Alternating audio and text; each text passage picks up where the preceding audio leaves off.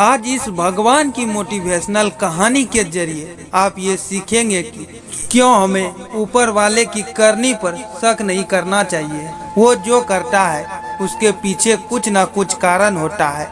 ये मोटिवेशनल भगवान की कहानी खास तौर पर उन लोगों के लिए है जिन्हें भगवान पर विश्वास होता है और जो ये मानते हैं कि ऊपर वाले हमारे साथ जो करता है वो हमारे कर्मों का ही फल होता है।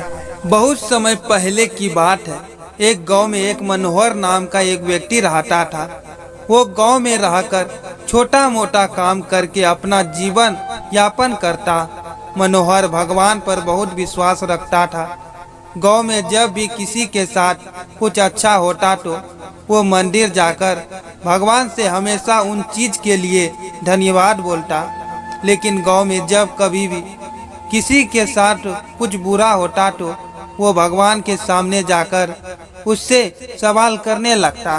सवाल करने के बाद वो अक्सर ये बोलता कि भगवान आपने उनके साथ अच्छा नहीं किया।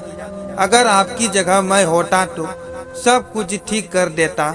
मनोहर के सवाल करने की इस आदत से तंग आकर एक दिन भगवान उसके सामने प्रकट हो गए।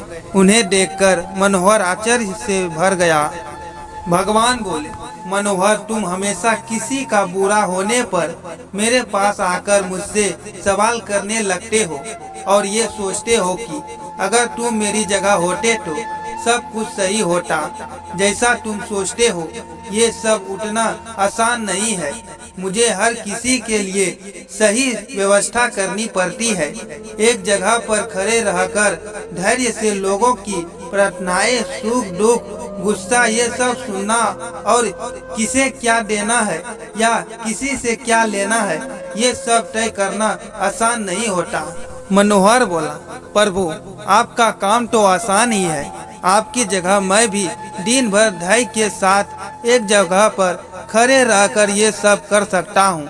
मनोहर की बात सुनकर भगवान बोले, ठीक है, अगर तुम्हें लगता है कि तुम ये सब कर पाओगे तो आज पूरे दिन मेरी जगह खड़े रहकर तुम मेरी जिंदगी जियो। लेकिन एक बात ध्यान रखना, मंदिर में हर कोई अपनी इच्छा के अनुसार कुछ न कुछ मांगेगा। कुछ अच्छा बोलेंगे तो कुछ बुरा बोलेंगे। तुम्हें बस उनकी बातें सुननी है और धैर्य के साथ अपनी जगह पे चुपचाप खड़े रहना है और अपनी तरफ से कुछ नहीं करना है। मनोहर मान गया और एक दिन के लिए वे भगवान की जगह पर खड़ा हो गया। थोड़ा देर बाद गांव का एक धनी व्यक्ति मंदिर में आया और भगवान से बोला, प्रभु मैं अपना कारोबार दूसरे गांव में भी करने जा रहा हूं। आप मुझ पर अपना आशीर्वाद बनाए रखना। प्रार्थना पूरी करने के बाद जब वह धनी व्यक्ति भगवान के पैर छूने के लिए नीचे झुका तो उनकी जेब से पैसों की एक गड्डी गिर गई। उसने उस पर ध्यान नहीं दिया और चला गया। भगवान की जगह पर खड़ा मनोहर ये सब देख रहा था और उसने सोचा कि उसे पैसे गिरने की बात बता देनी चाहिए, लेकिन शर्त के अनुसार उसने ऐसा करना उचित नहीं समझा। उसके जाने के तुरंत बाद मंदिर में एक गरीब व्यक्ति आया और उसने भगवान से कहा, प्रभु गरीबी के कारण मेरे परिवार को 2 वक्त की रोटी मिलना भी बहुत मुश्किल हो गया है और ऐसे में मेरी माँ भी बीमार हो गई है। उसके इलाज के लिए भी मेरे पास पैसे नहीं है।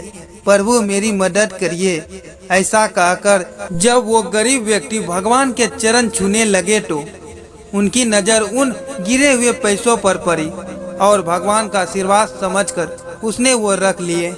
मनोहर इस बार भी कुछ नहीं बोला और उसने गरीब व्यक्ति को वो पैसे ले जाने दिए। थोड़ी देर बाद मंदिर में एक व्यापारी आया जो कि समुद्र के रास्ते अपना व्यापार किया करता था।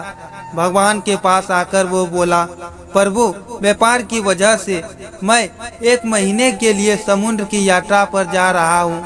मेरी गैर हाजिरी में आप मेरे परिवार का ध्यान रखना और मेरी यात्रा को भी सुरक्षित बनाना। वो व्यापारी जैसे ही प्रार्थना पूरी करके मंदिर से निकलने लगा, इतने में वो धनी व्यक्ति पुलिस लेकर मंदिर में आ गया और उस व्यापारी की तरफ इशारा करते हुए बोला, मेरे बाद इस मंदिर में यही आया है और मेरे पैसों की गड्डी इसे ही मिली होगी। आप इससे पूछताछ करिए। उस व्यापारी ने पुलिस को काफी समझाया कि वो गड्डी उसके पास नहीं है, लेकिन पुलिस ने उनकी एक ना सुनी और उसे पकड़कर ले जाने लगे। भगवान बने मनोहर से ये सब देखा नहीं गया, क्योंकि उसकी आंखों के सामने अन्याय हो रहा था और वो सोचने लगा कि अगर अब मैं कुछ नहीं बोला तो एक बेकसूर व्यक्ति को सजा मिलेगी और जो कसूरवार है वो आराम की जिंदगी जिएगा।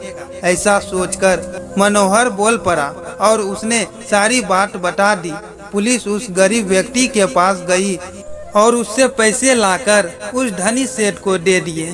व्यापारी को छोड़ दिया और वो समुद्र की यात्रा में निकल गया। मनोहर इस बात से बड़ा खुश हुआ कि उसने गलत होने से रोक लिया और जो सही था वही किया। लेकिन इस सब में उसने अपनी शर्त तोड़ दी और भगवान की फिर से वहां आ गए। भगवान को सामने देख मनोहर ने गर्व के साथ उन्हें सब कुछ बताया। मनोहर की बात सुनकर भगवान बोले, आज तुमने अपनी चुप्पी तोड़कर मेरी सारी योजनाओं को बर्बाद कर दिया। तुम्हें नहीं पता कि उस धनी व्यक्ति ने गलत कामों से बहुत धन कमाया है। यदि उसमें से थोड़ा धन उस गरीब व्यक्ति की मदद में लग जाता तो उस धनी व्यक्ति के पाप कम होते। और वही तुमने उस व्यापारी को समुद्र की यात्रा पर भेज दिया, जबकि कल समुद्र में तूफान आने वाला है जिसमें उस व्यापारी का जहाज डूब जाएगा और वो जीवित नहीं लौट पाएगा। अगर पुलिस उसे ले जाती तो वो समुद्र यात्रा में नहीं जा पाता और उसकी जान बच जाती।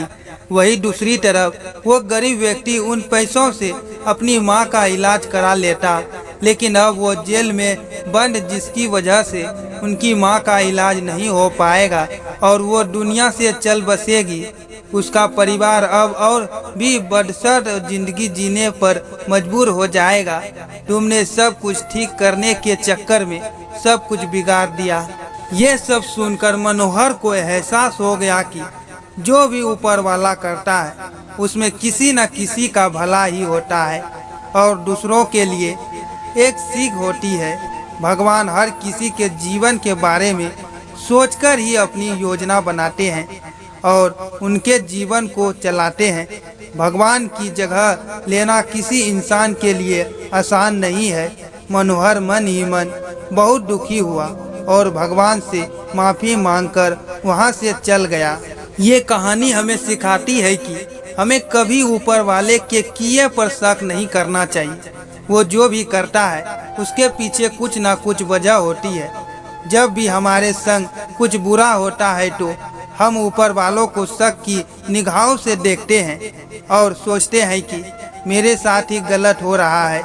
लेकिन कई बार हमें भविष्य में उस चीज से फायदा भी हो जाता है। ऐसा भी नहीं है कि हर बुरी चीज से हमें नुकसान ही हो। कई बार कुछ चीजें हमारे सबक की तरह होती है और जिसके होने से हमारी जिंदगी बदल जाती है।